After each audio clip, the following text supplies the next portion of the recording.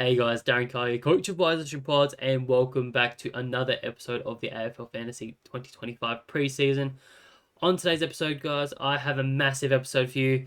We've got a lot to talk about, with the recent news in the media, with a couple games being postponed in opening round. I want to talk about how that makes and affects our fantasy thoughts early to start the season, particularly in our starting sides. We also had the community series over the last week and a bit. We've got a lot of games that we need to cover, so that's what majority of this video will be covering. I'll be going through each individual game, discussing all the relevant options, and really starting to lock in the players that we want to be starting, because for majority of the teams, this was the last look we got to see of certain players before locking them in our sides. It's particularly with some of those reschedulings of opening rounds, we have even less information to go off of than what we otherwise would have. So let's get into it. But before I get into that real quickly, I just do want to apologize that this video is a little bit later than it would normally. I've been sick over the last couple of days, and obviously that doesn't make very good viewing, and I do apologize if I do sound a bit nasally and do sniffle a fair bit in this video. So please try and ignore it, and please enjoy. Okay, let this go.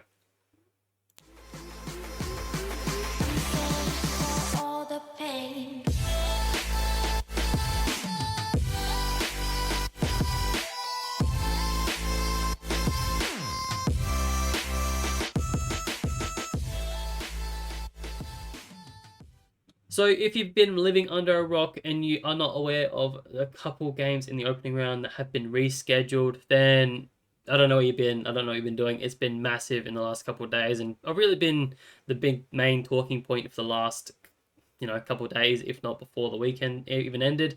And it now has been confirmed that 2 games have been postponed due to Cyclone Alfred, that is going to be making landfall on the east coast, north of Brisbane, in the next coming day or two, I believe Thursday or Friday. So those 2 games have been postponed in the Gold Coast and in Brisbane. And I guess the real question is, how does that really affect our fantasy thoughts to start the preseason, to start our team particularly? So, and I guess we got to sort of look at, without having all the information currently confirmed, we got to look at what the information we have so far is. And the main belief in the AFL is that they're going to reschedule, particularly the Brisbane and Cats game, to round 3 when they both had the early bye. So these 2 teams will essentially become like every other side that didn't have an early round bye, and that really opens up different possibilities in terms of now we can play or select those sort of players that we weren't really thinking before. Your Neils, your Dunkleys, your Zorkos, and then on the Cat side you've got Holmes, Sam DeConnings. Maybe you weren't looking on him too much. Maybe a Mitch Nevitt sort of guy that it has a bit of those big implications on them, because some of them we were banking on having a look again for another week and then being able to choose them based on what they scored in opening round to get that double price rise. Now we're sort of going in blind with the fact that we won't be able to see them again. We have to go based on what's happened over the last 2 or 3 weeks with the Pracky games and the community series games. So there's 2 sides of the way of looking at it. In my view, it's one good and one bad. Like I said, you won't be able to see them again, and you've got this higher risk of selecting those cheaper guys, but you've also got a plethora of different options that we didn't really have that option beforehand, because they had that opening buy and potentially don't provide much value. And as we've been discussing this entire time, in the whole entire preseason, they had 1 less game, so you wouldn't really select those sort of premium guys. But now they opened up to that because they won't have that. The other game, though, is much different, though, because unlike the Geelong and Brisbane game, the Essendon and Gold Coast game, they don't have the same bye. So Gold Coast have round 2 and Essendon had round 4. And there's no way to shuffle it around for them both have to have the same bye. So that's the thing that's really holding it up, in my opinion, that there's no way to confirm when exactly they're going to play. There's been different rumours and stuff saying that there's potential that they might play in the mid-season, which would be round 16. They both luckily have that bye, so that would make sense. But I think from a sporting regulation standpoint, they need to have a bye. It wouldn't make sense for every other team to have a bye and not them, mid-season. That's a massive stretch that they would have for the year, particularly for the Gold Coast Suns. They'd only have a bye round 2, and then they have to play out the entire rest of the season without having a bye. And that would just completely unfair for them, in my opinion. So I don't see how they're going to do that. The other option they really have, and the other thing that they've floated, is are they just going to play it at midweek potentially? And I think we've already sort of got confirmation that if it was a midweek, it would not count towards fantasy because this exactly game that wouldn't happen anyway. So it wouldn't be like a double game week for any of these teams. So I think that's probably the option that we're more than likely go with. But that won't really affect us in terms of fantasy too much.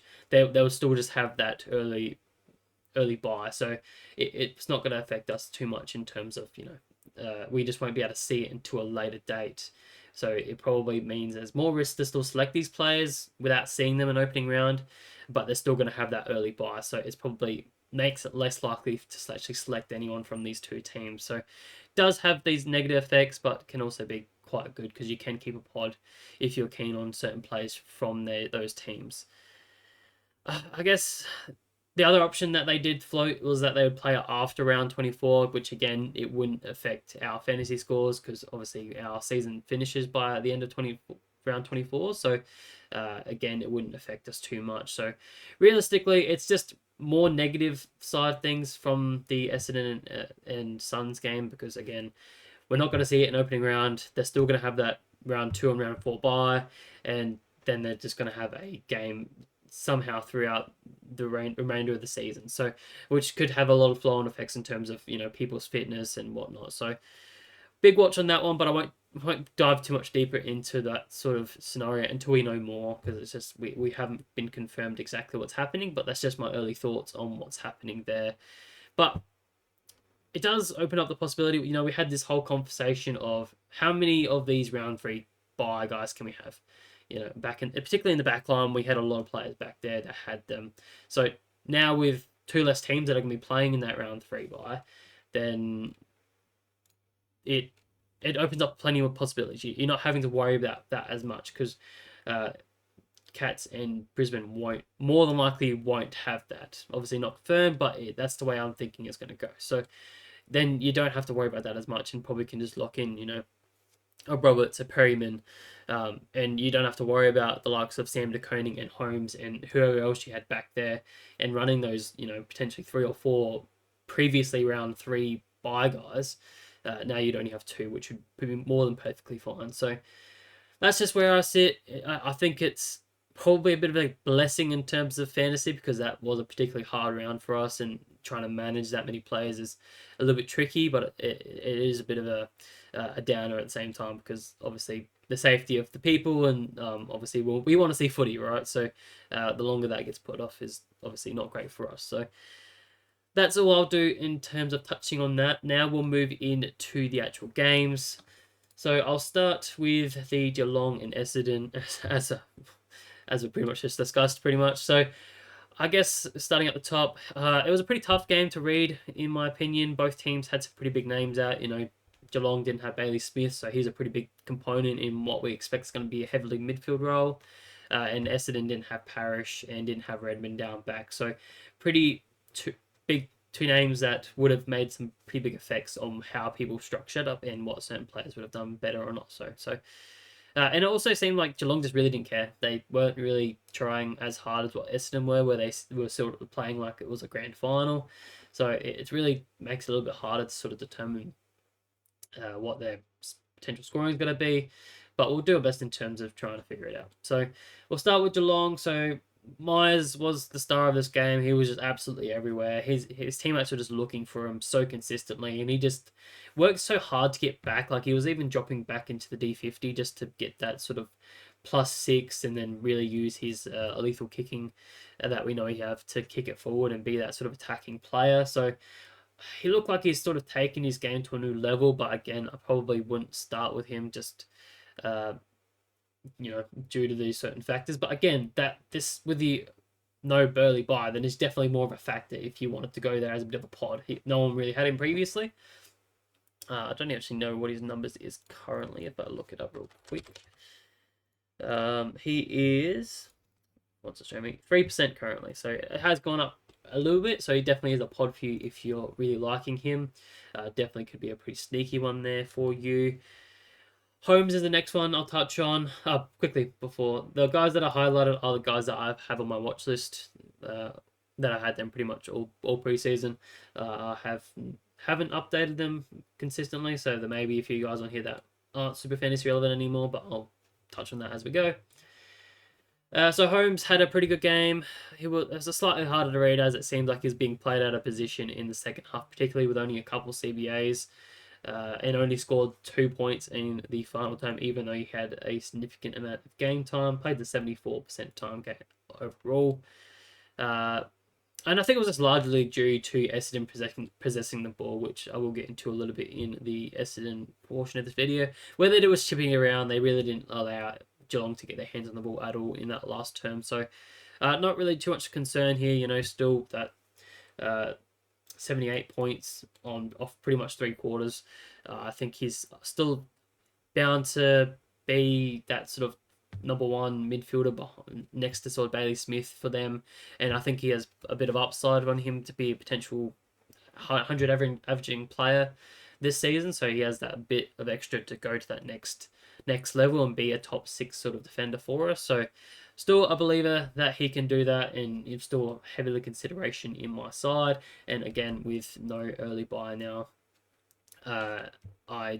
it just makes him a lot more appealing, and I think a lot more people will jump on. I think he's already up to 12% currently, and that's only increasing as we go. So he's definitely one to keep an eye on.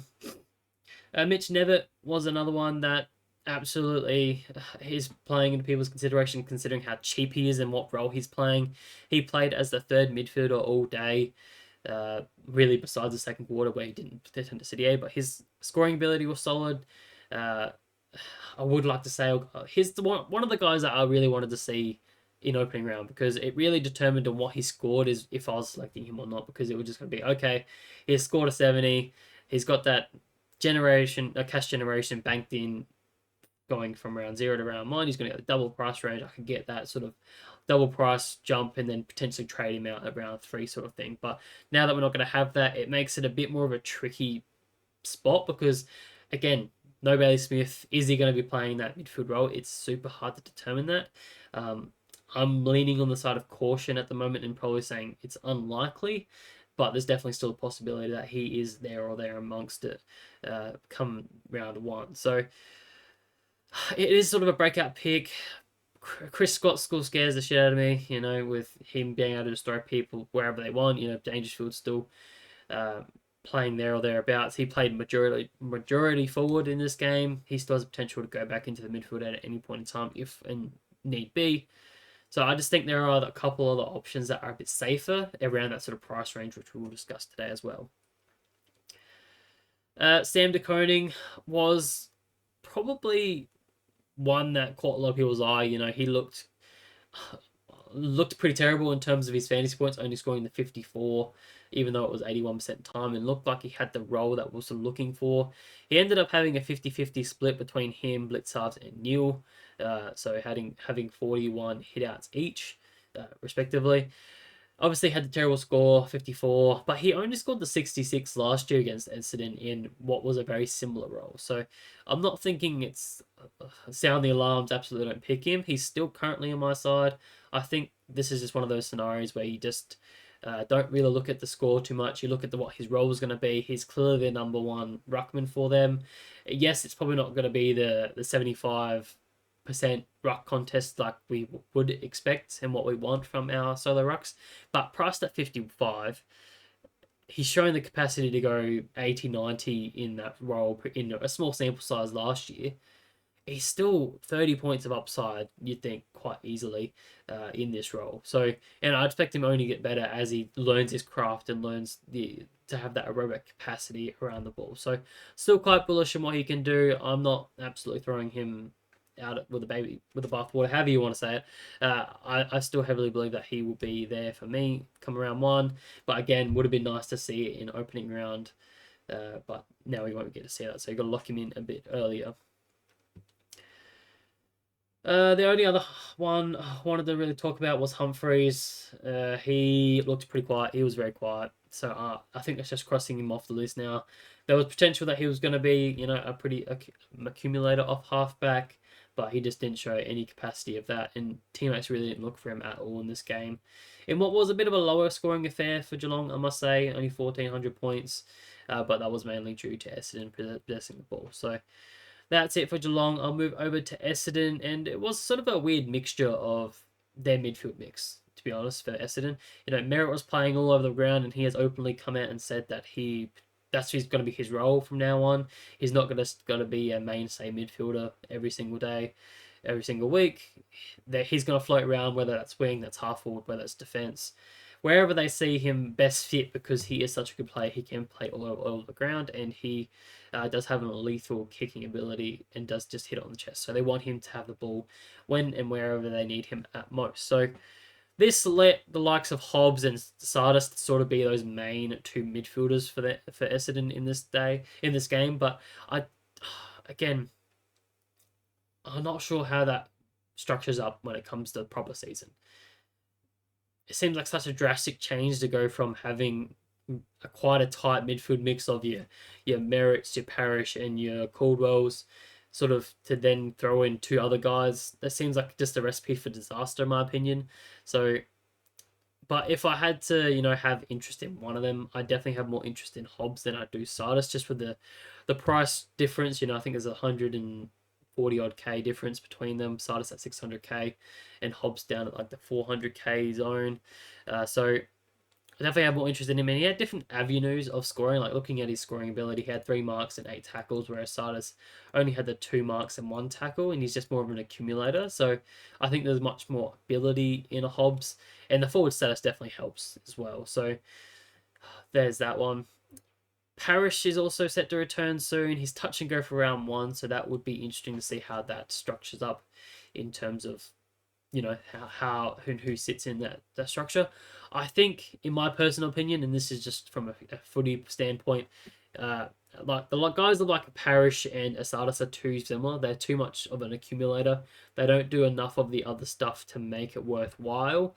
And I think a lot of football coaches have gone away from just having these accumulators in the midfield. You need to have one guy that gets the ball, one that's a really good user, and then you need that sort of defensive mindset player that has that defensive mindset to be that tackle first and just more allow the other players to get the ball ahead of them.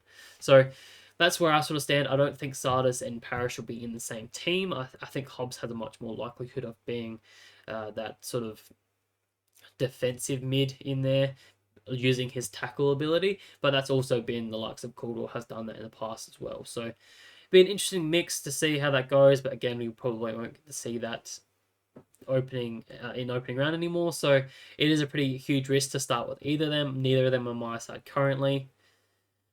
Dylan Shields is another one that looks like he could be forcing a hand, honestly. Like if he was playing opening round and he killed it, he would have probably forced our hand, because he has looked so good this preseason in both the Pracky game and the match simulation, the community series. He just did really well, like 26 disposals, 7 marks, 3 tackles. He was just absolutely everywhere, just racking up in that position.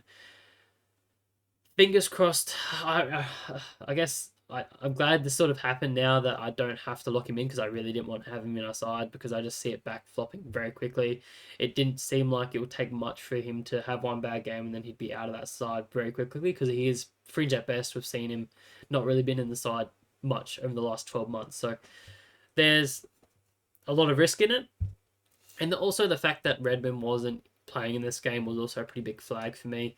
We had seen in the first half of last week's Pracky match that when Redmond was in, Shields was much less effective and didn't really get used as much back there. So I think with Redmond back there, he just doesn't get as much ball. So I think sort of a blessing in disguise that if you were looking at starting him, then there's probably enough risk now to not jump on him.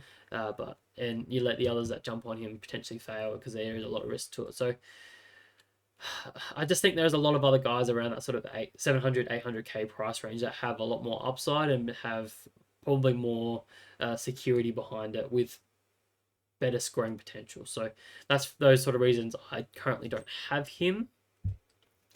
Isaac Kaku was amazing in this game. He should have kicked 5. I can't believe that there. What was his name? He touched it right on the boundary. That should have been 5 for him, but he is going to be electric as a small forward. But in terms of fantasy, I don't think it's going to be sustainable at all. Obviously, you're not expecting someone to kick 4 goals every day, so having that 81 would have been nice, especially if it was an opening round, and we could have just locked him away for that double price rise. But now we're not going to have that, so it's probably hard to lock him away at that elevated price of 304k, I believe. So I just think there are a few cheaper rookies ahead of him at this point in time. So I'm probably just looking at fading him at this point in time. And a couple others, Zach Reed and Jackson Pryor, who's here as well. Looks good in the back line. Again, Redmond wasn't there, so it'll be interesting to see how they line up with him back in. But personally, I'm leaning towards Pryor over Reed at the moment, just based on the role. I really think Pryor sort of fits that Kelly role a lot more than what a Reed does. He's more of that key back. So, but I do think both of them get a pretty good gig there. Scoring ability wise, Reed did score more, but Pryor looked like to be the more consistent role. Reed really just had a bulk round quarter four where I think he scored like 43 points because they were just chipping it constantly, playing like keepies off. So I don't see that being sustainable. Obviously, that does happen a fair bit in proper games, but I don't think it'll be to that extent. Pryor just seemed to be a lot more consistent, around quarter 2 and 3, he scored, 23 and 25 points, something like that. So he just was around the ball a lot more, being used off halfback a fair bit more. So I think he'll be a pretty valid D6 option for us, averaging sort of that 60 or 70, whereas Reed will probably be more of a D8 option for us if you can trust his injury history. So, have to lock either one in now. Definitely with the price difference between Reed and Pryor, I definitely can see a world where you could go with one or the other. Currently, I have Reed over Pryor, just trying to squeeze every little bit of cash out as I can. But I'll sort of do it for this game, I guess. Caldwell only played the first half and got rested a fair bit, so that even threw another threw a bit of a haymaker in there in terms of their midfield mix as well. So it's really hard to read in terms of selecting these two guys at the top there. So move on to the next game, which was Richmond and Collingwood. And we'll start with Richmond. So these guys were much easier to read this week. So Richmond obviously had a lot more guys back this week than what they had last week. So definitely was nice to see. But they were horrible, as expected. Like, they're not going to be anything that we didn't already sort of know. They're not just going to come out of thin air for us. So we know they're going to be easy meets, and then we know that they're going to give up a huge amount of fantasy scores for us. So they could potentially be the worst side that we've seen in a very long time, and that will reflect in their fantasy scores. So that sort of puts a lot of flags on what I do when I'm picking certain players and what players I'm looking at, particularly when it comes to, like a Taranto. He just didn't really do anything to convince me that he's going to go back to his 110 ways and be that commander there. Only had the 19 disposals, three marks, 2 tackles. Really just didn't show any thirst for the ball and didn't really have that tackling pressure that we once saw that he had. Even though he had 71% time on ground, that was nothing and didn't really show anything that I really wanted to see. Whereas Short was the complete opposite. His first half was just elite. I think he was in like 70-something points at halftime. And I think a lot of us already just locked him in our side and has been locked in our side since, starting of the fantasy opening, realistically. So he's still locked back there. He's just a key distributor, taking kick-ins. The team's just happy to chip it around back there and sort of pay keepies off. So he's in for a massive year and you're just hopping straight on. So he's already at 35%. I expect that to jump up a fair bit more before season start. Blight was another one that I was keeping an eye on as a cheaper defender, around that 400k defender, just, with possibly a strong maker not making in my side anymore with him not playing. So I was keeping an eye on him. Scored the 57, playing as that intercepting defender. Had the most marks of the team, which is, again, backed it up from last week. So he's going to be that high mark possession sort of player for us. But it's probably not going to be a huge amount of upside for him priced at that 41. You probably want him to at least push to a 70 at that price tag. So I think I'd prefer a Pryor who's 50k cheaper and probably has a more likelihood of going that 50-60 pretty consistently. So there's that for you. Trainer came on in the second half and scored 48 points, which was impressive for a key defender. potential D8 option, but I think it's unlikely that he actually gets a game at this point in time. But keep an eye on that one. Watch teams as they come out. And that sort of does it. I guess I could have talked about the likes of Anand Curvis. If you're looking for a different option in terms of a ruck option, he looks like he's just going to try and carry the team on his back and do what he normally does with plenty of hitouts. Again, there is a bit of a injury risk there with him. He is injury prone and he's getting a bit older now, so there is a bit of risk there. But 114 fantasy points off 68 total, it's pretty impressive. So definitely one, if you're keen on it, lock him in away. Moving over to Collingwood, they were dominant in this game, nearly won by over 100 points. I guess you can't go past Dacos being the star of the day. He obliterated this game. 127 fantasy points from 59% time on ground. He was rested midway through the third quarter. He was on track for 200, which is unreal, unheard of. He just accumulates the ball like someone that we haven't seen for a long time, like your Rockies, like your Dane Swans. So there is a lot of possibility that he goes and be the best midfielder for us this year. I do see a world that he does that, and honestly, if Collingwood was the team that didn't have an opening round bye, then absolutely I'd be locking him away quite easily. But unfortunately, their game isn't being cancelled at this point in time, so he's still going to have that opening round, and he will still have a pretty tough run to start the season where he is going to get probably 4 out of 5 potential tags coming his way. If I look at his run real quick, so Pies, GWS, so opening round, he's more than likely going to have a Bedford tag. Port Adelaide will probably put Drew on him just as a bit of an accountable role. Western Bulldogs, probably unlikely. They may put a Kennedy on him. That's what Kennedy has done past for the Carlton. Carlton will be interesting because Chin Cotter, I don't know if he's quite fit enough just yet, but he's done tagging roles previously on Dacos, so that's a big watch. Sydney, we've seen likes of James Jordan. He's been a pretty renounced tagger previously last year. And then Brisbane, they have a few different players that could do that sort of role, where that's a Dunkley running with role, or they throw a McCluggage on him just to keep him accountable. So, potentially 6 of 6 of his first games are going to be tagged. So that, for those sort of reasons, I'm not looking at him. I know 35% of the comp are looking at him at this point in time, but I just couldn't justify it for those sort of reasons. Even though I think he is 5 to 10 points of value, priced at that 105. Sorry, that's what he's priced at. Yeah, so yeah, I will not be surprised if he's the highest averaging mid this year. Back to the scores. Josh Dacos, his brother, scored well in this game. I didn't like that he didn't have many kick-ins, which is what we sort of wanted to see realistically, which would make his consistency much better and his upside would have been there. I very much compare him to the likes of Whitfield, where without kick-ins, Whitfield's just going to be a 95 to 100 averaging player, right? He has, 6 or 7 kick-ins every single day or every single week, however you want to look at it. So for those sort of reasons, I won't be starting him, but he was very good in this game.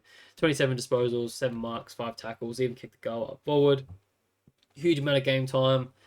Just looked fit and firing. So I can see why people go there, but again, early buy.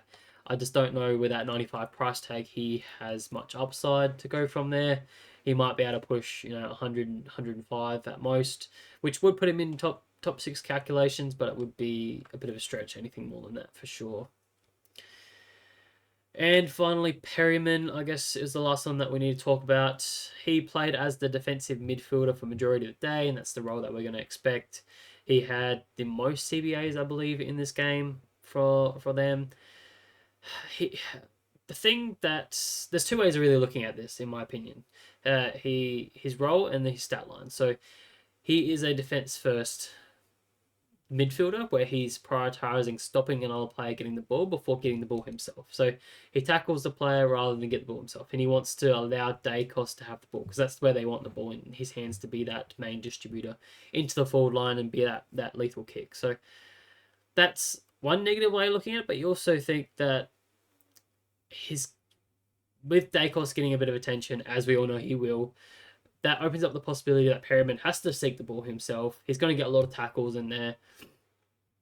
So I have no concerns with him. I think he easily pushes a 90 average. But the concern is he got 15 of his 20 touches in the second half when Dacos was rested.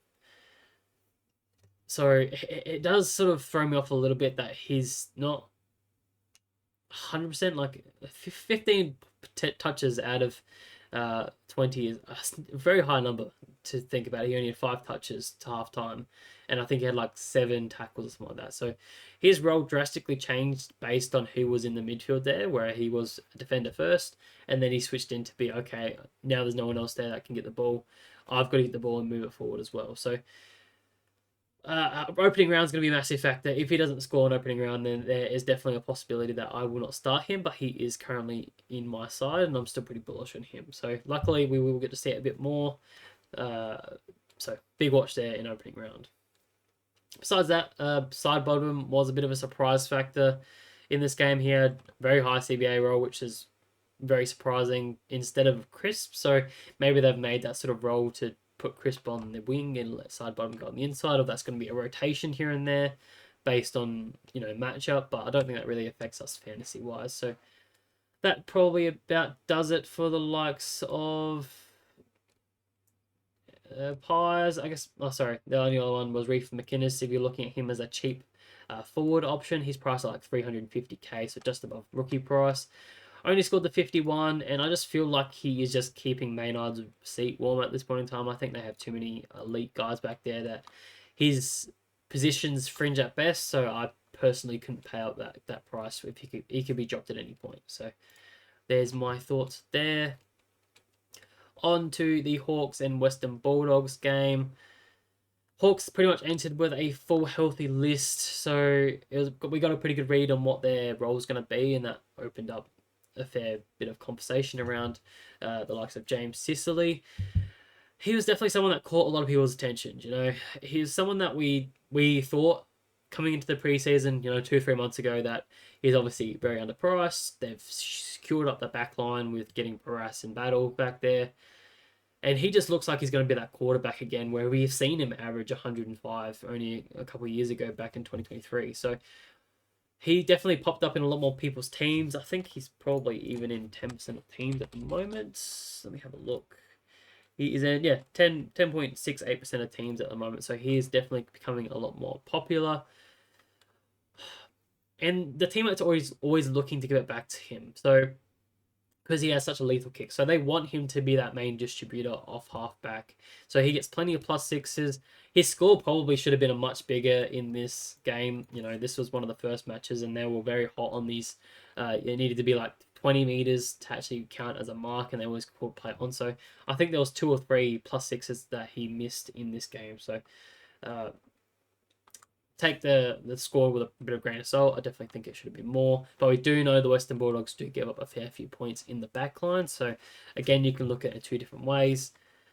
He did swing a little bit forward at some stages. Like, it was very late in the final term, but he still scored quite well. And I think that was a very good scenario to see that, it was in a tight game. The game was on the line. They threw him forward because they're struggling with tall forwards. But it's a very good game scenario that when the game's on the line, they're going to throw him forward. But it doesn't always mean exactly, okay, he's not going to score well. The thing is, when they throw him forward, they're still looking for him because he becomes that next main target up forward because he does have a marking ability and obviously is a fair good kick at goal. So he just adds a different dynamic, and I think he can still score well quite in the forward line. He's definitely in considerations for my team. Obviously, very underpriced, priced at 87 when he can go 105 and nearly be 20 points under. So we'll still have the round 4 bye, so is something to consider, but probably the only player that you're going to have in round 4 bye at this stage, so definitely one to consider. The other player that I guess we need to talk about was Will Day, the only other Hawk you'd be looking at realistically. He didn't really look like he got out of first gear. He was put just on cruise control in this game, quiet in the first when Hawks were sort of getting dominated. He was a bit better in the second and third quarter before a very quiet fourth. He was on managed minutes. He only had the 77% game time, which you'd probably expect it to be a bit closer to the 80, 85. As all the Hawks mids were sort of rotated through there, letting some of the other younger players go through. He played forward more than what I liked, to be honest. He was up there a fair bit, which was a bit of concern. And the other thing that really caught my eye is that he had 0 marks in this game. Now, this is something that I've addressed and raised earlier when he was that 95 guy a couple years ago. He really relied on having 5, 6, 7 marks each game to get those points. So, and I just don't think the Hawks' game style allows for that anymore. Like you see, the backline guys will get a fair few marks, and maybe the wingers, but not these inside guys. They are not getting those marks as much. So I just don't see how he's going to get those marks, and I don't know if he's going to get back to that 95. I still think he can push 90. I just don't think 95's on the cards anymore. So for those sort of reasons, he did leave my team from this performance. I just think there's a few other guys that I prefer at that price range. So for those sort of reasons, I moved him on. But again, if you're really keen from, I wouldn't make this pracky match be the nail in the coffin for you. I still think he looked okay, and he's obviously fit and healthy. The role was perfectly fine. Just for a couple of other reasons, I think a few other people are ahead of him at that stage. And that sort of does it for from Hawthorn. Well, moving on to Western Bulldogs. Liberatore, and I think we need to really start considering him as a starting option now. Obviously, we got the news of Bontempelli being out for, I think, 6 weeks with a calf injury. So now that Bont's out, Treloar's out, here's the main guy in there, right? He's priced at 88, so just below 900k. He's gone 103 only last year, so he has been a very high fantasy player for us, so that potentially means he's 15 points of value. Now, he's not going to average 103 for the entire season, but for at least probably the first 5 or 6, or even a bit longer than that, he could be that sort of player that bumps up his average a fair bit, and you could jump off him at a later stage. So I'm not going to stop anyone jumping on for him, but the only flag I will put up is that he's got a tough run to start the season, and also the fact that Ed Richards wasn't in there. Didn't play this game just due to, I think it was soreness or whatever, or just being rested. So I think with Ed Richards back, he will get a lot more of that distribution ball in transition, because he's sort of that running halfbacker that's coming into the midfield, and he'll get a lot of those points where Libba will be that main tackling pressure in the mid side. So for those sort of reasons, I don't think I could look at it, but definitely an interesting one to come this late in the season, because he does fly under the radar a fair bit.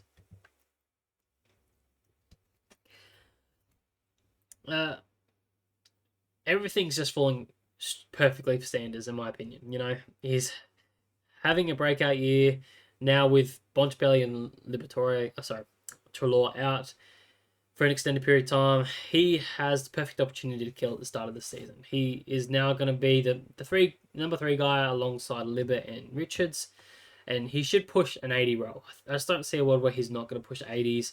You know, even in this game, he scored a nice 84. And it wasn't like he was lighting the world on fire. He didn't have the most touches. He wasn't the cleanest with it. He just had a nice 22 disposals, 2 marks, and 8 tackles. So I think he definitely is in for a few games where he's going to have 30-plus disposals and a fair few marks in there. So he's going to have a few stealing games. So he's locked in my side, and I think he's locked in a lot of other sides as well.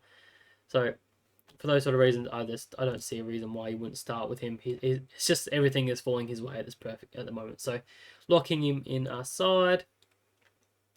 Timmy Taranto was a tale of 2 halves, realistically. In the first half, it really looked like Timmy of 2023, where he was just, racking up the ball around the ground, getting plenty of disposals and getting plenty of hitouts. But then in the second half, he looked like the 2024 Tim Taranto, where he was just sluggish, wasn't really getting to the ball around the ground as much, and was really struggling to get hit out. So whether it was just like a care factor or just, it's a pracky match, let's just cool it down. There's no reason to go so hard. There's a lot of different ways you can look at it. He did have an impressive 85% of ruck contest, which is a bit unusual when you consider he was down at sort of that 70 to 75 range most of last year, with Darcy taking a lot more of those ruck contests around the ground. But that really shows you that Darcy is really being used as that main key forward, particularly with Ugle-Hagan out for the first part of the season. So that means it's going to be minimal ruck relief duties. So that means obviously English is going to be there on the ball a fair bit more, which could mean a bit more upside. So if you're keen on him previously, he absolutely ticked the box for you and potentially has a bit of upside there. Will we see him return to his 117 ways? I have my doubts. I don't know if that's even in the realm of possibilities. He could probably push back to 110, but I think anything above and beyond that would be a bit of a stretch in my opinion.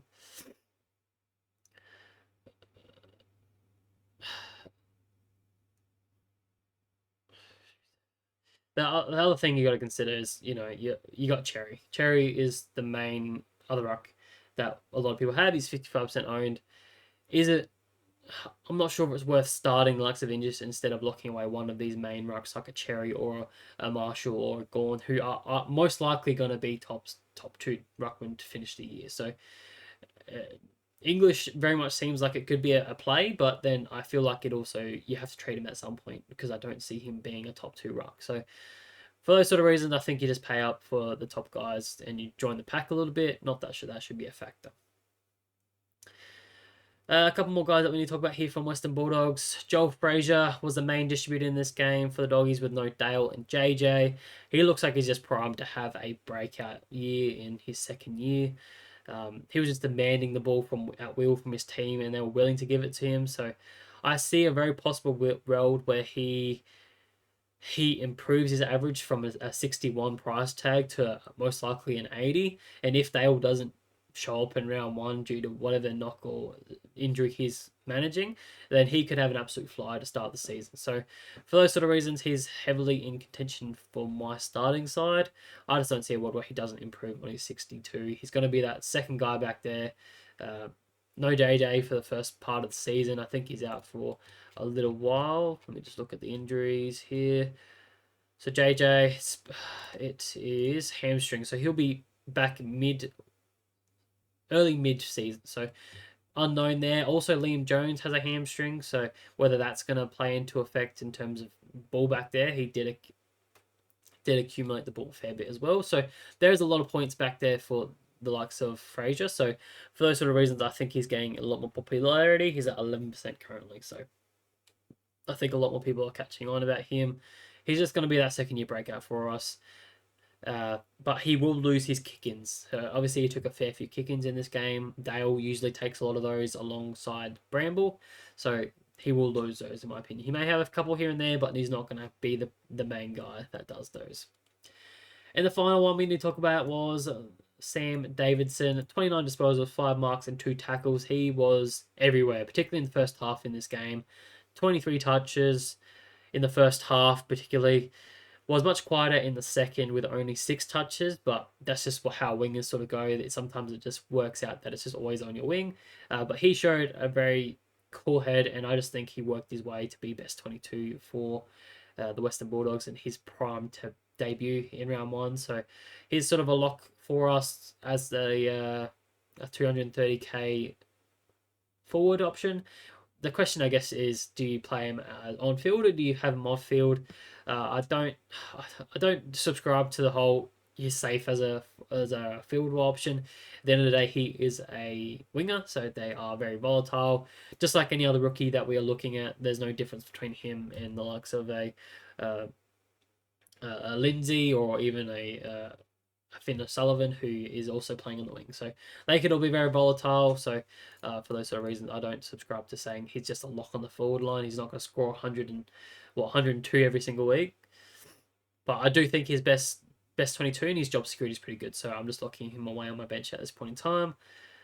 So there's that. And I think that sort of does it for this game. I don't think there was anyone else really to mention out of that one. Obviously, I did mention that Bontempelli was injured and only lasted 1 quarter, and he did start full forward as well, which was very interesting to see what his mix of forward mid time is going to be. So I wouldn't be jumping on him straight away when he comes back from injury. Just to want to see what happens with that. We've got a lot more games to go through, and we've already been going for 45 minutes, so we'll try and speed this up a little bit, but I do have some discussion points, so I'll try and do my best. I'm trying not to lose my voice at the same time. So Brisbane and Adelaide was probably the best game to watch of the weekend. It was really tight, high scoring, and against the premiers and an up and coming team, it was very nice. Brisbane was sort of a hard one to read because they were one of the only teams that really utilised their entire bench throughout their game. So they had eight people on the bench at one time, and they just rotated them all through the game. Whereas a lot of other teams were only rotating the 4 players like a proper game, and maybe one as like the sub to really show how they're going to structure up. So it sort of makes it hard to make a call on the likes of a Levi Ashcroft if he's going to be best 22 or if he's a huge sub risk. You can't base it off this game. While he played well, I can't subscribe to the fact that he's a guaranteed starter for us and that he's a potential field option. While he scored well, he scored the 78. He sort of played as the 5th midfielder ahead of Rayner. Obviously, we know he's going to be a good scorer, but there is just the sub risk is still heavily there, in my opinion. Looking at the best 22 when I'm looking at the names, I just don't see a world where he's not. He's going to be the 23rd man at best. I don't see him ahead of many of these other guys. You maybe have a Smith and a Gillespie, or however you want to say that one, and a Joyce maybe, but a couple other guys in there I'd have ahead of him just structurally based wise. They don't need that many more midfielders. They already have a very strong midfield mix with Neil Dunkley and Will Ashcroft, and then you throw McCluggage in there as well. Then they've had likes of Rayner running through the midfield and Bailey as well. So I'm not subscribing to the fact that he's a lock for us, and there's a lot of more I want to see. Unfortunately, now we're not going to see it in opening round, so it is a bit one I'm probably still just going to lock away. Hopefully, in round 1, he is named and he isn't on the bench for us because that would suck. I'm just trying to think about when they play round 1 because that would be a bit of a factor on terms of when teams come out. They play Saturday Arvo, so the 4th game of the round. So that's not too bad. I think he will know whether he's the sub or not in that game before then. But for the main guys, Neil and Dunkley were just the stars in the Brizzy for as normal as expected, racking up the pill and sneaking forward for a goal each. These guys do become a bit more interesting now that they don't have the early buy. So if you were keen on them previously and if you think they present a bit of upside, then go ahead and pick them. I have no issues with either of them. Same with the Zorko. He just looks set to continue his all-Australian form of halfback. Getting all the transition ball going through him. 24 kicks and 4 handballs are just... No, 20. Yeah. 24 kicks and 4 handballs is just elite for 28 disposals. He is just potentially going to be our D1 for the entire year as he continues off that halfback. Will Ashcroft racked up the ball with 24 disposals, but only scored the 66 points with minimal marks and tackles, which is a slight concern in my opinion. If you were keen on him, I never really subscribed to him being this main guy that we're looking at and provided that upside. But he's now confirmed that his role is going to be that 3rd midfielder. It was quite clear, as of 2 weeks ago when he played in the Pracky, but this just further cemented that he has overtaken the likes of McCluggage as that main midfielder. So if you're still bullish on him, go ahead. This early buy, it only cements this even more that you don't have to play around with that. So I expect a few more people to jump on him with that. So yeah, we'll move on from them. There was really no one else we need to talk about from that game. Over to Adelaide, which is a head scratcher still, in my opinion. They just seem to be changing their midfield mix every single week. It's still in my head in. The first inter-club, it was Saligo that was out. The last week's match, it was Rankin obviously didn't play, so there was a much smaller midfield mix. And now with Rankin back in the side, he just took a lot of the points and was the number 1 CBA taker. So I guess that's sort of start there. Rankin was the number 1 CBA taker and looks pretty good in there. He provided a lot that I wasn't really expecting. Only had the 18 disposals, but provided 9 marks, which I don't know if I can call that consistency, but he definitely improve that in his game. Scored the 92, and that's probably about what I see him being around the ball. If he's going to have this high CBA numbers, I don't know if he breaks the 3 figures. I just don't know if he has that accumulative power behind him. I think he's just more likely going to be this high impact sort of player who gets sort of that sort of 20 disposals, gets a few marks, gets a few tackles here and there, and sneaks forward for a goal. I just don't know if he'll have that consistency. But Jordan Dawson, he was just the star of the match. He is just an absolute fantasy god. It's a little annoying because he has been my M1 for a little while now, and with a good run to start the season, I think a lot of people will jump on him, especially because he was moving back into a majority CBA role where they're not going to be playing with his role as much, but they have. He did come out and have some interesting quotes after that game saying that they may move him a little bit more forward here and there, based on where they need him, just with having a few more guys go through that midfield, which I'm not too concerned about. You know, he's just, with not having to plug holes as much, he is just able to be that free-floating player that can go wherever.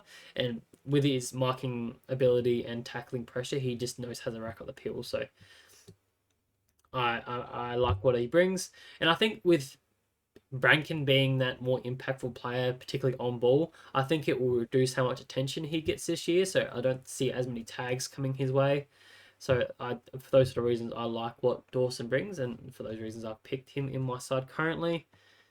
Peatling has become a bit more of a concern playing as that 5th midfielder today behind the likes of Dawson, Crouch, Sligo, and Rankin.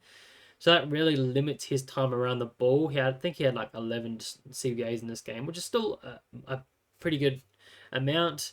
But definitely limits his upside because he really does rely on those tackles to get his points. You know, he's a very defensive mindset midfielder, and I think Dawson sort of fills that role when he's in there mostly. So I guess when Dawson rests elsewhere, that may see the likes of Peatling come in there. But I think he'll be better than the 58 that he scored, though. The 58 is not a reflection of what he's going to score consistently. Only had the 2 tackles in this game and only had 1 mark as well. So definitely expect that to improve and he'd be better off. So I'm still, if you're keen on him, like I am, I still think it's definitely a pass mark and you could still start with him. I just don't know if the role is going to be as consistent, especially when you start to factor in Draper being their high drafted pick 4.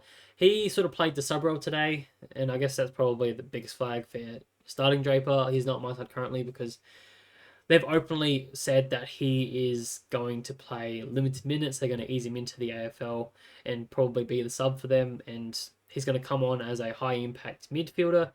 And that, when they did that in this practice match particularly, it took time away from Peatling. And Peatling spent most time half forward in that last quarter, where Draper just tore it up and he scored, 42 points in only 39% game time. So there's a lot of different ways you can look at it. There's a lot of concerns with just how many midfielders can fit in there. There's probably 6 guys trying to go through that. Really limits these upside of these cheaper guys that we're looking at. So for those sort of reasons, you could avoid them if you wanted to. I think there's plenty of other options that you can look at around that sort of price. The other guys I guess I need to touch on was Isaac Cumming. I think it's just a no-go now. He's purely playing on the wing, not very much halfback. I think there's very limited amounts of upside out there. Probably 10 points at most. He only scored the 62, priced at 56, so nothing dramatic. And Curtin was the final one that we wanted to talk about as a 300k rookie forward. I just think other cheaper guys have put up their hand as well, so I'm fading him for now.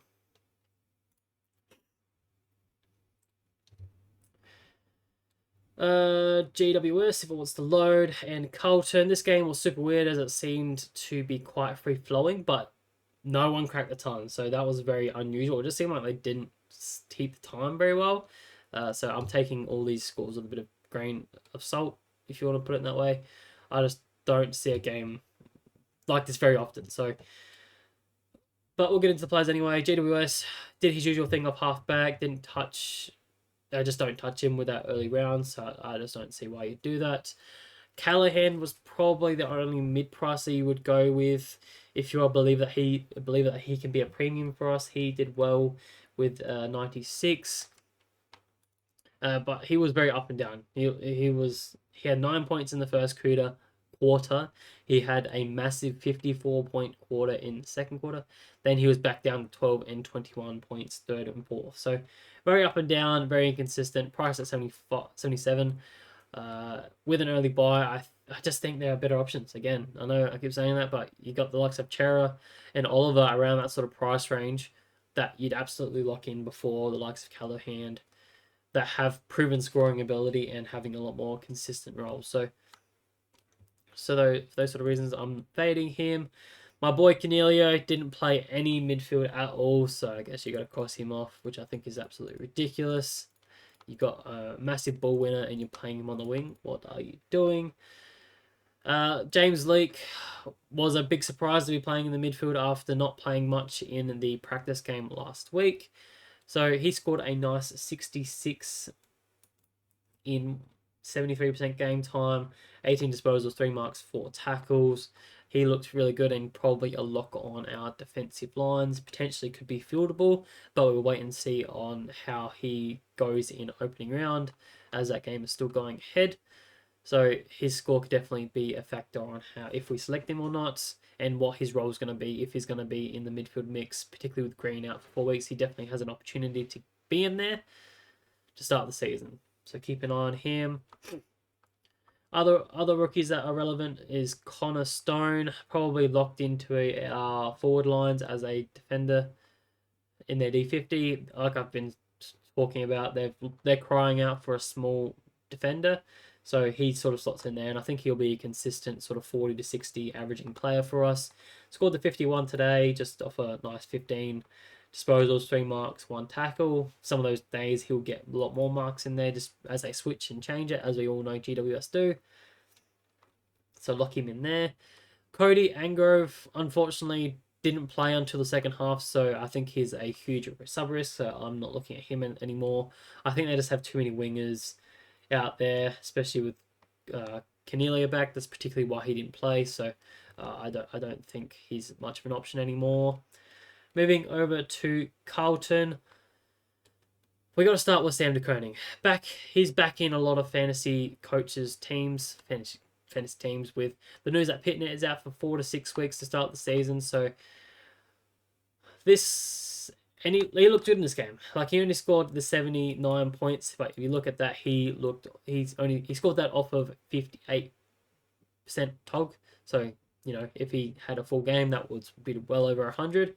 So the only flag I guess I have was that he was rucking against Keefe. So as Briggs didn't play in this game just due to, I think, rest or still battling an injury. So take a bit of grain of salt. He absolutely was getting more hit outs than what he would usually. He's not the best tap ruckman. He's more of that mobile ruckman around the ground, and he was all over Keefe in this game. I guess the only question mark I have about SDK is if he's going to be the smash pick to start the season, you probably need him to go up close to 200k to be a 105 averaging player, which is 15 points, which I do see a world where it is possible, particularly because he does have a pretty good run to start the season. He comes up across 4 green teams to start the season. I'll just quickly show you that here in the first 5 weeks. So he goes Richmond, Hawthorn, Western Bulldogs, Collingwood, and the Eagles. So 4 green teams, and then you can even throw in Geelong in there at round 7 as well. So there's definitely a possibility that I think he goes quite well and average 115. It's just really what's the price equivalent of a trade, because you're going to have to ultimately trade him out when the likes of Blitz Halves is fit and healthy again, and he does come back into the side. If you don't trade him out instantly once Peatling is fit, so you're going to be running the risk you're going to be running the risk week in, week out, with Pitnet potentially coming into the side, and then you're going to have a forced trade. So I just don't think you can hold him for that long. It's a very short-term play, and if I'm thinking about what the cost of a trade is, I'd probably say it's about 150k. So you're really banking on him getting that upside, getting those points on field, and having that 150k that you're saving from the likes of a Gorn or even an English or something like that. You're saving 150 to 250k there. You're putting that elsewhere on the field to get more points on field during those first 6 weeks. So I still think it's a play. I'm definitely looking at it, and it's currently my side, but definitely one I'm going to be thinking about over the next couple of weeks to see what is going to be the best play and what I can do with my money. If I have extra money to play with, then there's definitely a potential I just pay up and do set and forget for the year rather than go with a deconing and mess around in the rack line too much, because you do get stuck very quickly if things aren't perfectly timed. Pitnet's going to come back at some stage. That's going to be around round 4 and 6, right in the middle of your upgrade window. So are you going to have the opportunity to upgrade him during that time? That's pretty much you're banking on you're not going to have any forced trades throughout that week at the time. So it can be quite tricky to just say that that's going to happen. So definitely one you got to think about. Chera was another one that I had on my watch list who looked pretty good in this game. Played as a third midfielder alongside Cripps and Hewitt all day. Scored the 80 points off just a low 57% game time as he was managed. No injury risk, they just managed their players. He looks good and fit and healthy and was free moving. So he looks good to go this season. And a lot more people have jumped on, a lot more fantasy coaches. And obviously he's got a massive discounted price at that. What's his price at? Like 73. Obviously he's been a 90 guy for us, even a 95 guy for us. And not to mention that he has the Tigers match up straight in round 1, so that could easily be a 110 plus and get him off to a flyer and get him cash generation going. The only flag, I guess, to play devil's advocate is that Walsh is due back. He's looking primed to be ready for round 1, so that will bump him down the order to be that sort of 40 to 60% mid-clock guy instead of being, the 60-80 sort of guy he's been the last couple of weeks. So that does bump him down the order a fair bit. Even still, I think he can improve on his average and be back to a 90 with 40% CVAs, which we've seen in the past before. So he looks good there. He's been in and out of my side a fair bit. Hollands played a good game off halfback, scoring 81 points, which in a normal game probably would have been closer to a 90-95 in a normal fantasy scoring game. He just racked up back there. Nice stat line of 5 marks, 5 tackles, just running for days. Could easily see him popping up for a few 50-point final quarters as his thirst is just amazing. He's got the tank to go all day, and when other teammates are slowing down, he's still just running. So I see a very bright future for him. So he's just locked in for me. Very cheap price, 640k. Price down at 62. He's just easy one. We can swap back to the defender line when he comes available with via DDP in round 6. Haynes was another one. If you're brave enough to go there, he had 10 marks with a score of 83. It's probably enough said there. Copper, however you want to say it, I can't say his name. I'm not even going to try. My voice is going already. Put his hand up for a round 1 debut with the team high 88 fantasy points, playing as the wing. Again, probably someone I don't subscribe too much to because, again, Walsh coming back, that usually pushes Chera back up on the wing. That then means does he get much of a game time in there.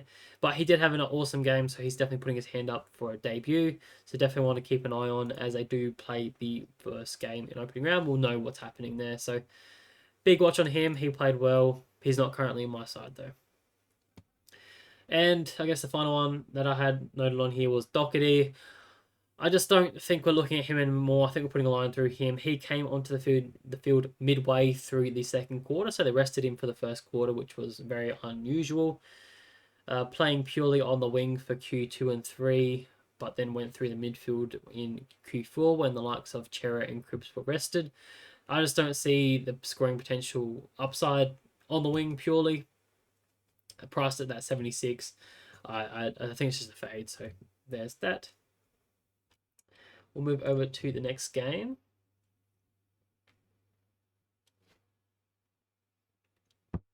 If it ever wants to load, come on. Gold Coast and Sydney. Now, I guess the big news coming out of this game was that Errol Goulden is going to be out for months with a fractured ankle. So that is a huge loss for Sydney and our fantasy sides, because we all know how good Errol Goulden is, and he's obviously someone that we will be targeting throughout the year, and now we're going to have to wait even longer to look at him. So what does that sort of do in terms of, availability and opportunity in the Sydney side? So I guess the other one, I'll just skip ahead a little bit, and that one is Angus Sheldrick. He's someone that I've spoken about a little bit previously this preseason, as someone I've been pretty hot on, because we know he's a good fantasy scorer, and when he's given the opportunity, we've seen him, I think it was back in 2023 during the buys, that sort of patch, he was averaging, 80 to 90 for a good 5-6 weeks when he got the opportunity through the middle. But with the removal of Parker in the off-season, he's now got a permanent spot available to him, being sort of a half-forward midfield guy. But now, with Goulden and Mills missing the start of the season, that's even more opportunity for him to get amongst the main CBA rotations and be an equal third or fourth sort of guy through there. So in this game particularly, he played as the third midfielder alongside of Rowbottom, James and McInerney, which is a little bit weird to see that two wingers are in there, and Jordan and McInerney, when the likes of Goulden going down. I really don't see both of them playing midfielder coming the proper stuff, particularly next week. Friday. Because they're going to have to fill that spot of Errol Goulden on the wing. So I didn't anticipate Jordan's going to go back to the wing in there, unless they're going to do some tagging roles. They'll sort of switch and change. But that really shows that there's going to be a prime slot for Sheldrick to be in there for a majority amount of CBAs. You've obviously got to address the likes of Heaney and Warner are going to be coming back into the side. Obviously, they are rested in this game. There's no injury concerns there. So it will be Heaney, Warner, and Rowbottom being the main guys. But then it'll be a mixture of Sheldrick, McInerney, and Jordan as sort of that fourth midfield guy that rotates through there. So at that 450k price tag, he could easily have 30 to 35 points of upside, averaging around that 80. So I am absolutely locking him away, even with that early buy. I just think he's going to kill it this year, and he's going to have a breakout year. So he's one I'm really hot on, and he's currently in my side. And I think a lot of other people are jumping on now too. He's up to 10% at this current time. The other Sydney player that I guess we need to talk about is Matty Roberts. He was probably the star of the match, with a massive 11 marks down back, being that general back there. It was sort of strange in the second half, though, with Bryce taking a lot of the kick-ins, which obviously Bryce is a 230k defender, but I really just think he's keeping Rampy's spot warm while he was rested. I think Rampy comes back in and absolutely takes that spot away from him quite quickly. So, not for those sort of reasons, I'm not looking at what Bryce is priced at, even though he scored a 59. But that would normally mean that those points, all those kick-ins, should have gone to Roberts, I would have thought.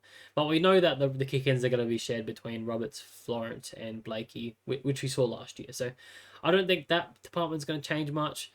I really just think in this game, Blakey was rested in the second half, so maybe they just let Bryce take the kick-ins. But back to Roberts, plain and simple, I think he bumps up his average easily to 85, priced at 76 at the moment, I believe. That's 9 points of upside, and I think he possibly even pushes his average closer to 90. So really bullish on what he can do, and obviously with Parker down, with Mills now injured, I think he's just one you can lock away and join sort of the pack where I think 25% of the comp are starting him now. So yeah, absolutely like what he's doing.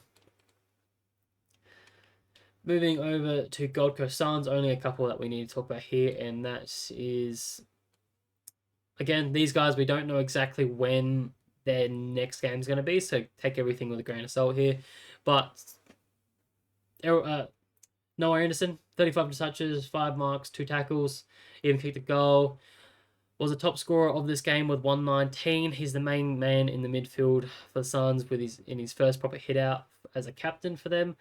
To the eye, it didn't look like it really made much of a difference, but I think it probably raises his floor slightly. We've seen it with the likes of Rosie when he took over the captaincy at such a young age. It sort of just means teammates are chipping it to him a fair bit more. So I do see him increasing his average just a slight little bit. And I do think he's pretty primed to become a top 8 midfielder if he can get those sort of averages.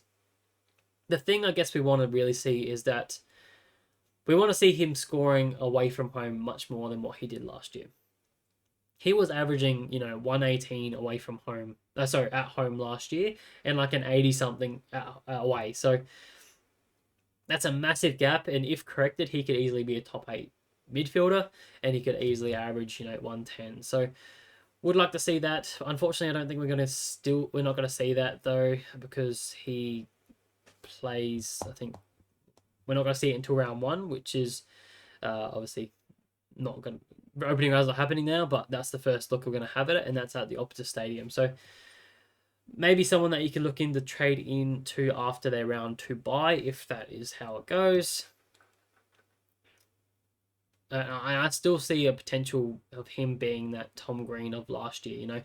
He has a really good opening round against West Coast Eagles. He could have an absolute flyer of 140 points quite easily. But then you could be a lock on that you could trade out potentially. But a lot of things have changed with that opening round. So it makes it really hard to wind into. It would have been nice to have that opening round. Then you would have the price increase at the same time as selecting him for a big score, then trading him out. But sort of ruins a few different things. Lockie Weller, Dan Rioli, and Noble all seem to be sharing the points off halfback as the main distributors back there. Rioli probably being the most fantasy relevant option, scoring the 87 off 71% time TOG. He was managed throughout this game, obviously returning from an MCL injury. Probably should have scored more, in my opinion. He was a bit shaky to start off with, particularly early in the first quarter. He dropped a couple marks and didn't get the kick away like you'd normally expect in a proper game of footy. But that's just footy sometimes. He was getting back into it.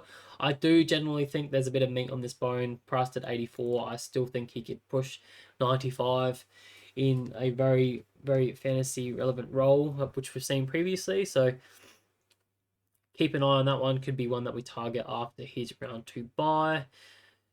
And what was interesting is that he only had one kick in though. I expected him to be a lot more of a kick in merchant, but it seemed like Jeffrey and Powell was the main kicking guys, which is, again, why is Jeffrey in the side when you've got these other guys in there is beyond me. But we'll wait and see what happens in the real thing, whether he's there or not. That could definitely change a few things. The other person I guess we'll talk about is Humphreys. Not really looking at him too much. I just don't see a breakout here.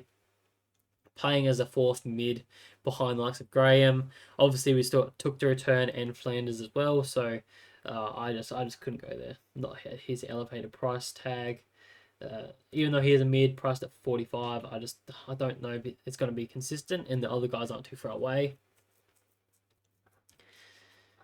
Moving on to St Kilda and Port Adelaide, try and get through some of these a bit quicker.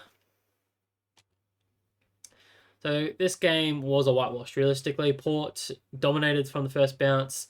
This really meant Port were able to do whatever they pleased with ball in hand and was sort of a lot of chipping around, making a high marking game and a really high scoring fantasy game. Like 1,900 points for Port Adelaide is unheard of. It is just absolutely massive. So definitely not expecting those sort of scores again, but definitely they were happy to do that in what was a pretty easy going practice match. But starting with St Kilda, Jack McRae, he's just an absolute lock. I don't think we need to discuss him too much. Led the way in fantasy points for St Kilda, even in a heavily beaten side. He scored a nice 107 from 32 disposals. He's just lock him in. Don't need to question it too much. Jack Steele was a bit quieter in this match from last week, but still was good enough to give him a pass mark if you were bullish on starting him. So keep that in mind. Hugo Garcia, again, was impressive in his role, being the 3rd clear midfielder. 64% time on ground, so he was managed a fair bit, which is something that we're going to see being a bit of a younger fella. We saw it a lot last year. 71% Tog in the midfield, scoring the 67. Again, if they weren't so badly beaten, he was the 4th highest scoring player for St Kilda, so I definitely expect that to be bumped up. I could see him averaging 80 in that role. It will be interesting to see how Sinclair affects that sort of role, whether Sinclair comes in and plays that sort of third midfield role ahead of Garcia, or he comes in and plays a 4th midfielder, or doesn't come into the midfield at all and plays off halfback. It'll be interesting to see, but we will not know. He is not far away. Hugh Boxshall is a rookie putting his hand up for a debutant in round 1. He is a 230k midfielder, so he's just been impressive all in the preseason. He had a pretty strong hit out last week and this week too. Probably not going to be a consistent scorer. He's got the Crows round 1, which may be a bit tougher. I do think he's only a bench option for us, being a midfield only. I think we have a few guys ahead of him that will be fieldable. He'll play a mixture of half forward and may get some mid time. But again, with Sinclair coming back in there, whether that happens or not would be a bit of an unknown. But either way, half forward, knows how to find the ball. I think he's one that we could throw away on the bench quite simply at that cheaper price if you need to squeeze some cash out of those bigger, more expensive midfielders. Nasiah Wanganeen-Malira struggled in this game in another unconvincing performance. That's now 2 out of 3 practice games where he struggled to really get involved. And it's really making me reconsider, starting him. He's been in and out of my side most of the preseason since the likes of Sinclair went down. So it's making me struggle to see the value when he's not having the form going into the season. Which you want to see the form heading into paying that higher price of 102. So for those sort of reasons, I'm probably not looking at starting him, but I wouldn't let this performance change your opinion.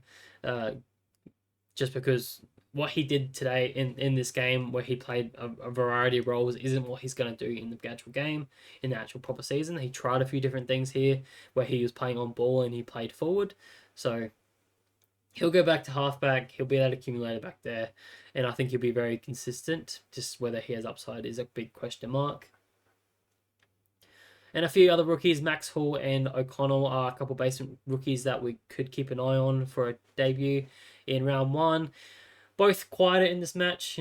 Max Hall scored the 35 and O'Connell scored the 39. Again, take those scores with a bit of grain of salt. They only scored 1,100 points as a team overall.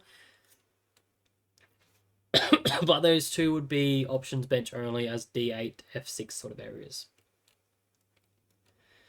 Over to Ports, they did not really miss a beat. They had, their first sort of hit out without the likes of Houston, and obviously Butters is out with that injury, and a few other guys that they had out, so they had quite a few big names out, but they did not miss a beat.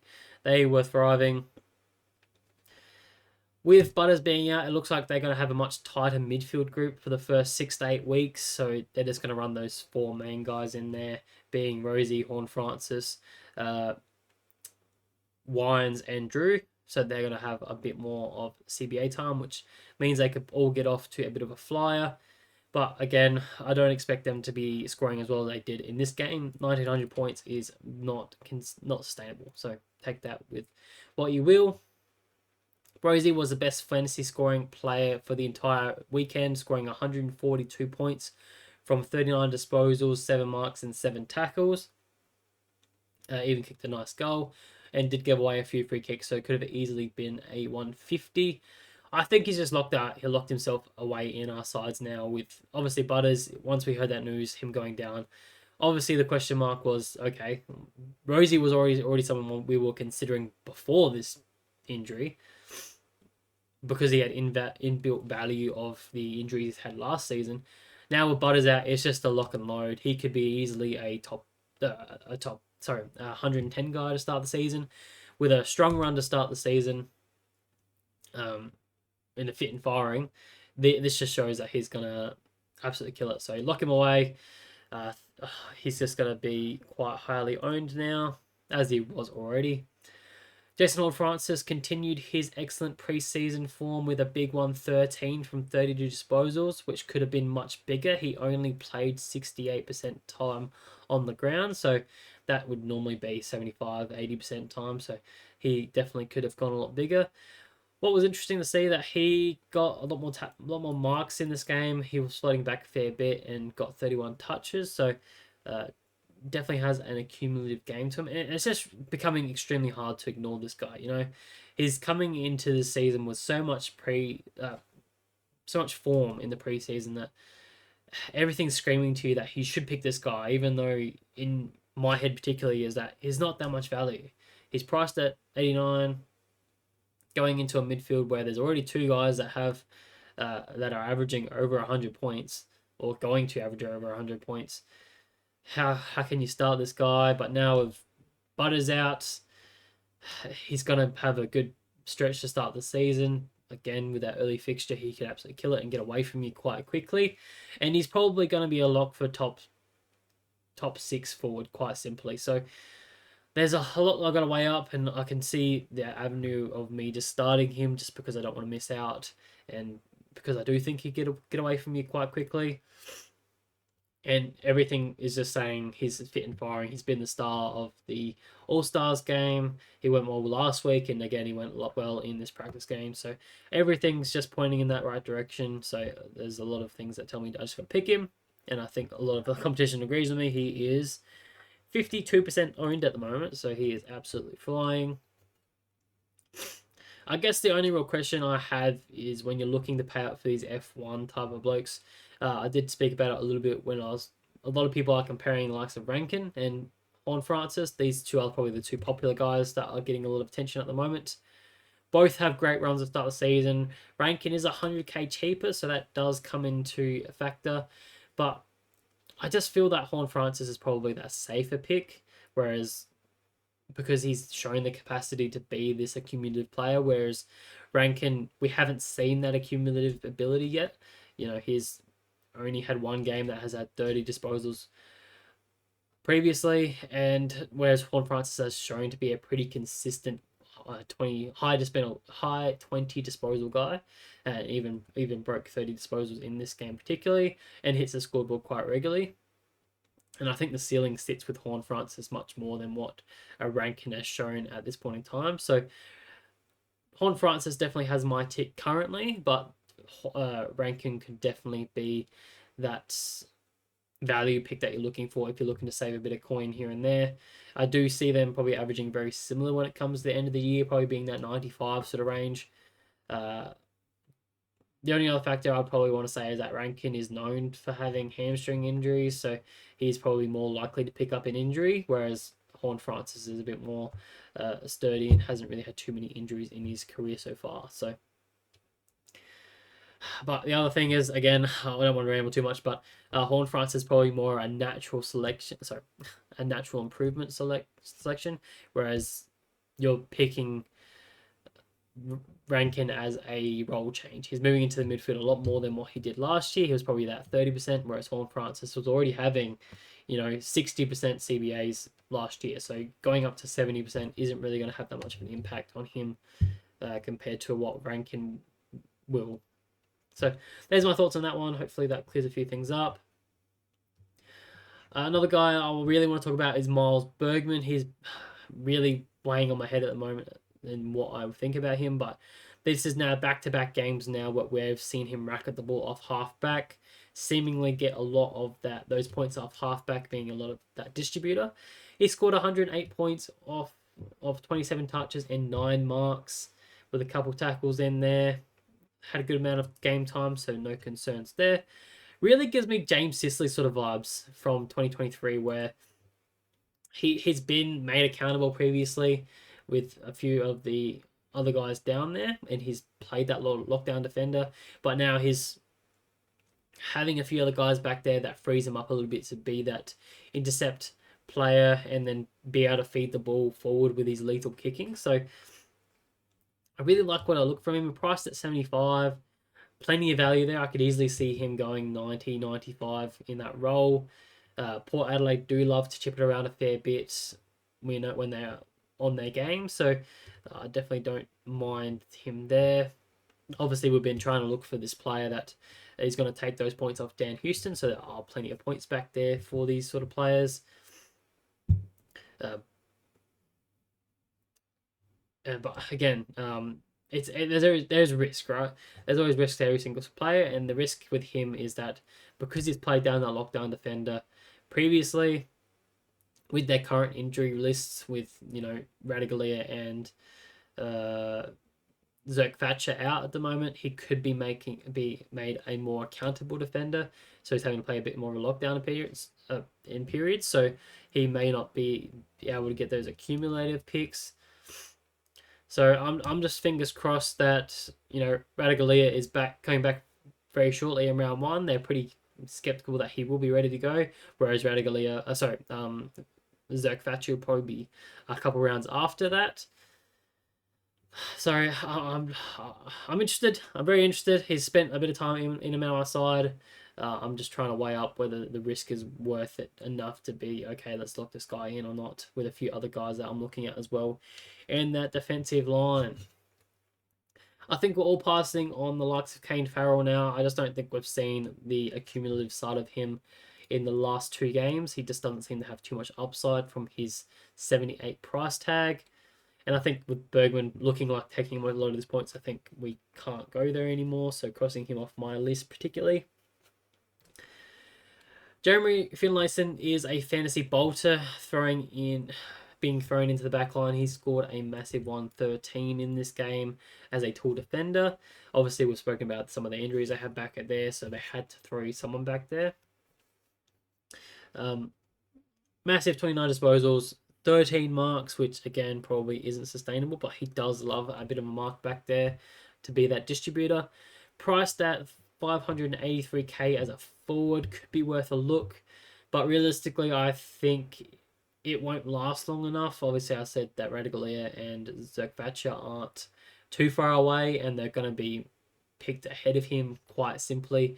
There's no doubt in my mind that they come in before him, so that could very much leave you in no man's land where he either gets thrown forward and then you've got a guy that's nearly priced at 600 that is probably going to be a forced trade out, and you really have no avenue of getting him up to the next best player, or you have to go down to a rookie pretty much. So it could be very, very risky because you're going to be left with nowhere to go quite quickly. So for those sort of reasons, I personally couldn't do it, but it is definitely a risky game if you want to go for it. He could be a season-winning pick for you for sure. The only one I probably should have spoken about there was Joe Berry. He is just going to be a small forward. He's not going to be anything amazing for us. So again, I think there's a few different other guys that I'd have ahead of him. The West Coast and North game was a solid little head out between the two teams that are fighting to be a bit better this year with some promising signs. West Coast, and I probably should have stopped there with West Coast. Honestly, I am pretty much ruling out everyone from West Coast currently because they are just a horrible fantasy side. Like, levels that we have not seen before with how many points they get. 1,100 points in what was their win. So this is them trying to get a win on the board. They're just not an accumulative team that look for fantasy points. Not like other teams are able to do it with still winning, where these guys just aren't. So for those sort of reasons, I'm really avoiding any players from West Coast.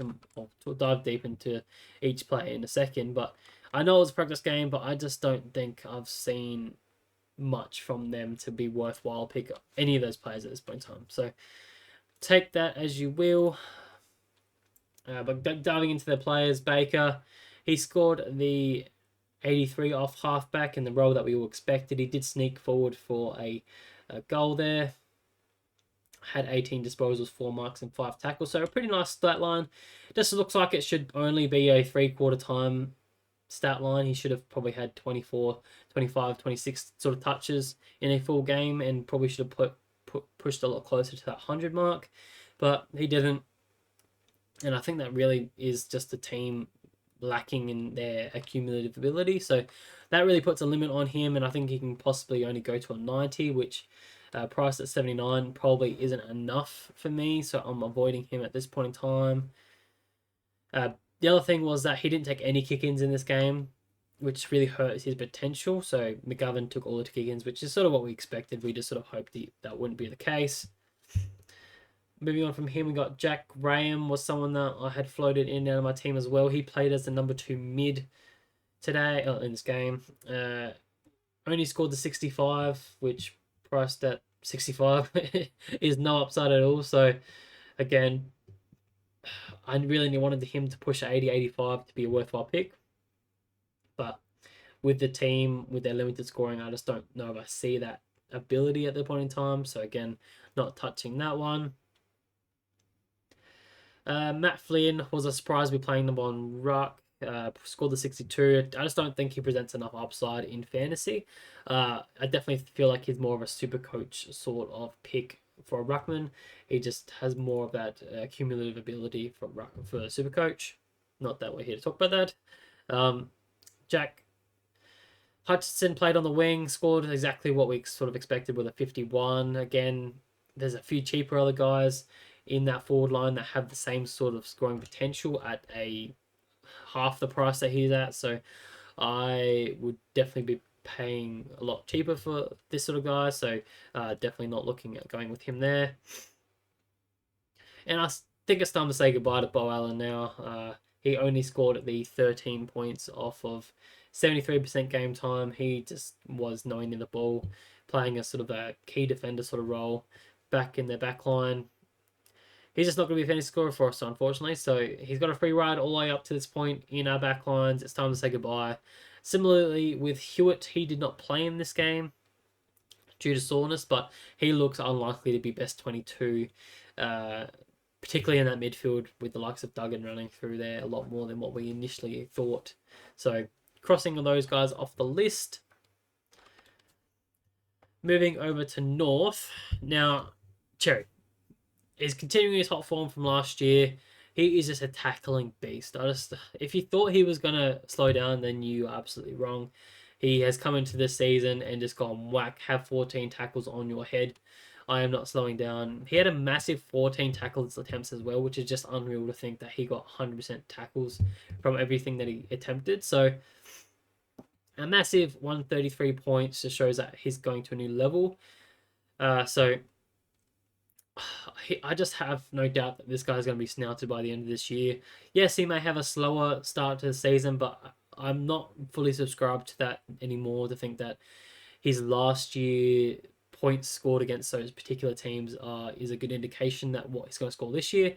I think he really took his game to a different level in the back end of last year, and he's going to be a bit much more consistent ruckman to start this year. So he's locked in at my R1 spot at this point in time, and I think half of the competition have done the same at 56%. Sheasel was dominant with 36 disposals, scoring that nice 125. I really can't talk anyone out of not starting this player. He is just so good. He's a fantasy beast, and he's just in such a good fantasy team as well. So even though he was the third midfielder in this game, equal with LDU with 16 CBAs, behind the likes of Powell and Phillips, I guess we have to mention the likes of Parker and Simpkin didn't play, so they're due to come back in the side as well. How that's going to shake up the midfield mix is yet to be seen. We haven't seen that just yet. So that potentially is a bit of a flag, but I still think that affects the likes of Powell long before that affects the likes of Sheasel. So he will be dropped out of that side before the likes of Sheasel gets moved out of that midfield. And I guess the only other thing that I wanted to mention is that for Sheasel to be a worthwhile pick, you're pretty much banking on him being the best fantasy midfielder in the game. So obviously to match his price tag of 112, no other midfielder did that last year. The best midfielder was Taylor Adams at 110. So I just don't know if I see that happening.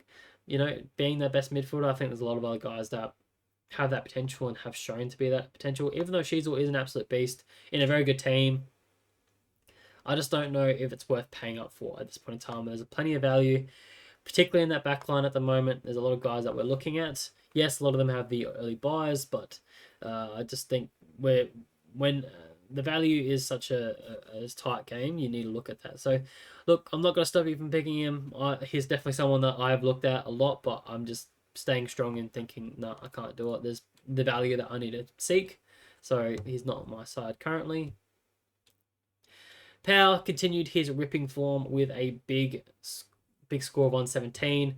He just goes from one strength to another. Had a massive 11 tackles. Again, this match, he just likes to float back and get those +6s and be that transition guy, which we saw a lot last year, where he did play off the halfback. So he's really added that to his game. Obviously, with Wardlaw out in the first half of the season, he's got potential to be quite a good pick to start the year. My only question I have is what his upside's going to be. Priced at 80, with Sheasel already averaging 110 in the midfield and LDU at around that 95 mark. What's his upside? What can he potentially average? And I guess you could probably say, 100 is possibly likely. We've seen other midfielders like your Brayshaws, your Sarongs, and a Hayden Young average, 100, 105, 102 and 95. So I think these guys could be very similar in that sort of fashion. So they could easily push 100, which is still a very good pick, but it doesn't seem very likely for this sort of player, in my opinion. Priced at 80, I just don't know if it's enough, and it's not going to be a long-term pick, obviously. He would have to trade him out sort of mid-season, so there's a lot of risk there. Obviously, if we don't know what the mixture of Parker and Simpkins going to do to his role, I'll definitely say he's the third guy in that, with LDU being number 1, Sheila probably being number 2, Powell probably being the third guy. So it'd be interesting to see, and for those sort of reasons, I just don't know if I could do it myself, even though it does look quite nice. Daniel, just lock him in. He was quiet in the first half, particularly with 37 points at half time. Had a big last quarter, which got him to the ton with only 4 marks, which seems quite unusual when you think of, a Power got 11 marks. So definitely expect that to jump up a fair bit more. So he's a lock in our forward lines. I think with Aiden McCutcheon now, with his role playing off mostly half forward, rolling into the stoppages, I just don't see the consistent upside there for him. And finally, Finn O'Sullivan is just a lock for us as a midfield rookie. He's just got the best job security of the lot, showed some decent scoring ability in this game, scoring 79 points, playing predominantly on the wing, but he also spent some time off the halfback. And realistically, I think it's only just a matter of time before we see him spend majority of his time off halfback, as it's a tried and tested method to roll these rookies into that sort of role, to give them the best opportunity of thriving in the AFL. So I see him 4 or 5 weeks down the track and he'll be in that role and be an absolute fantasy beast for us. So one I am definitely keen on starting. I guess the only question is if it's on your field or it's on your bench.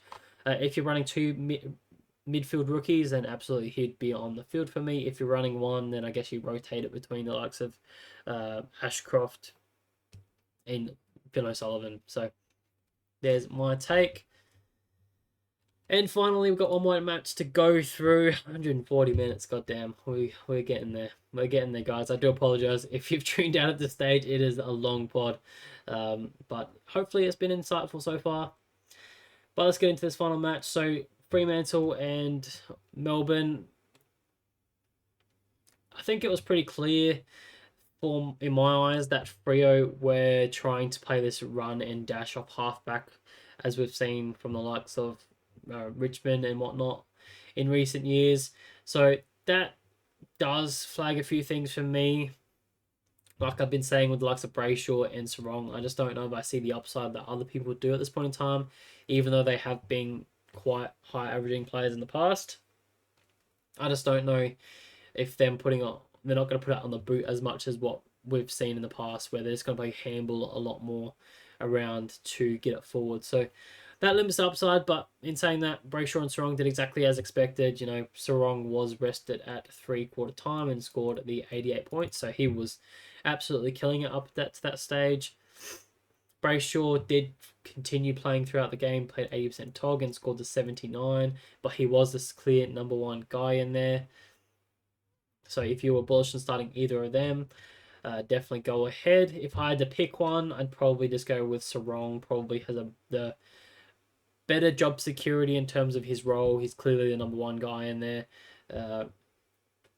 Has been probably the better form player in the preseason so far. That, you know, in the Pracky match, he was a clear standout, being a accumulator. In this game, he also was the clear standout between the two. So if I had to pick one, I'd be going so wrong. Over to O'Driscoll, my main man. 17 disposals, 8 marks, and 2 goals. Scored the 87. Now he started on the bench, which was of a bit of a concern. Obviously, Mira and Sharp were the main starting choice ruckman, wingman, but he came on in the first rotation and went straight into the CBA. So that's really what they're looking to use him for. They're going to use him a lot on the wing, but also run through the midfield at times to provide that different dynamic through there. He is quite a high impact player, which we've seen. He was probably the best player in the second quarter alone, where he set up 2 goals and even kicked one himself. So he is just primed to have a breakout year. Priced very, very cheap at that 43 price tag. Obviously, he didn't touch in the first quarter, which is pretty disappointing. Had 0 points, even though he played a fair bit of that game.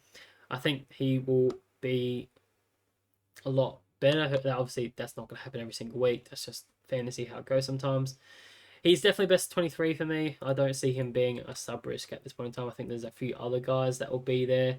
You know, they may even look at subbing a Reedy before him. So keep that in mind.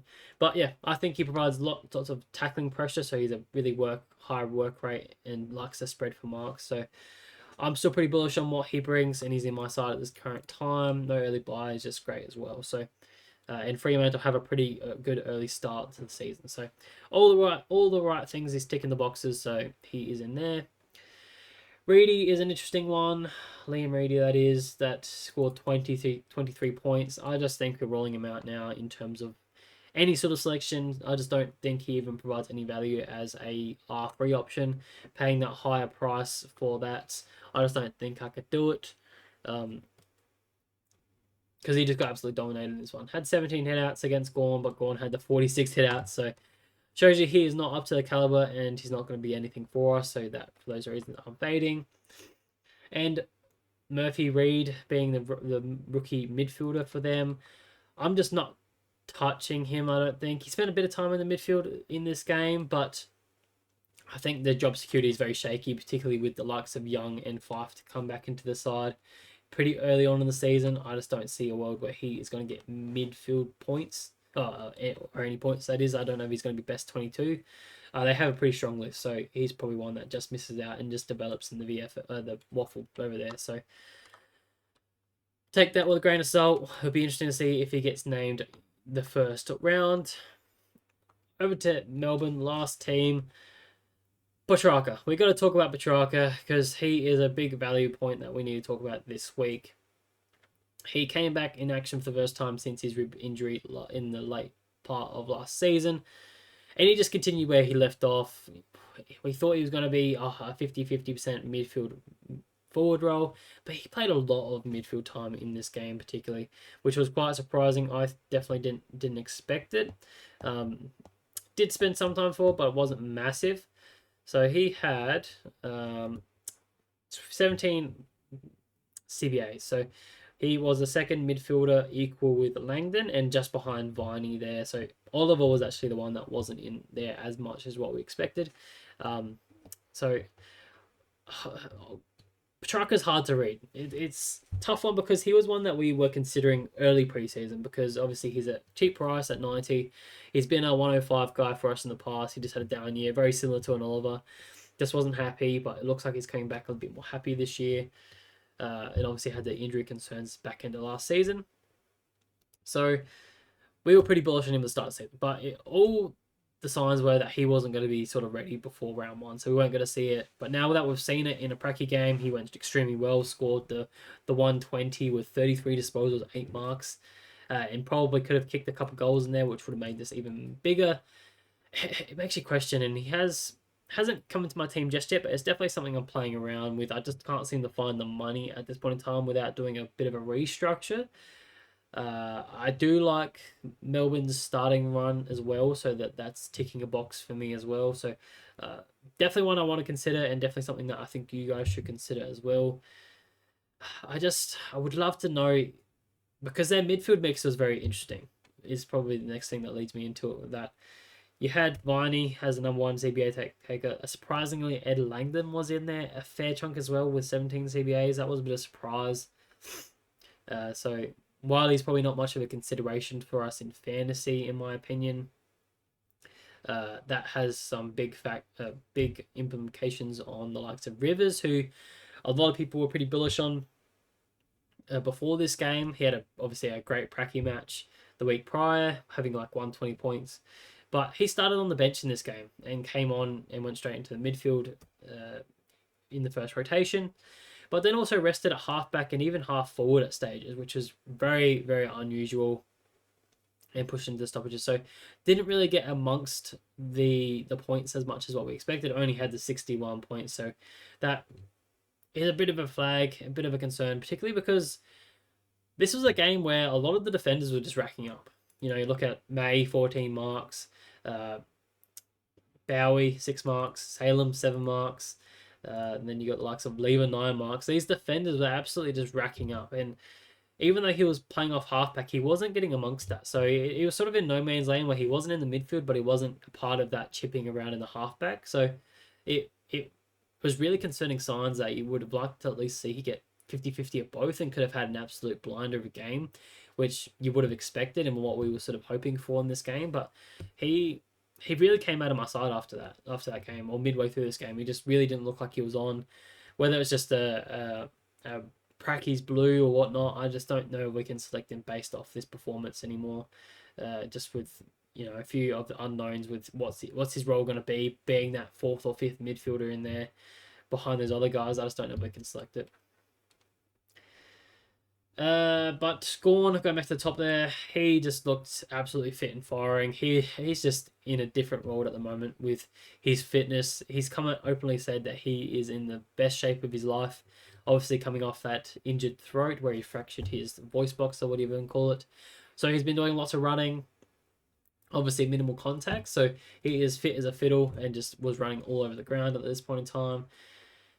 Did as we expected really as that solo ruck, with Johnson doing the relieving duties. I don't know if that's going to be something we can see consistently through the year, whether Johnson is best 22, but I don't see any concern that Campbell's going to come into the side at this point in time. He's not going to be best 22 when Gawn is absolutely fit and firing. There is obviously concern when Gawn starts to get banged up a little bit, so that's something to weigh into, but that's just part of fantasy and a bit of in football.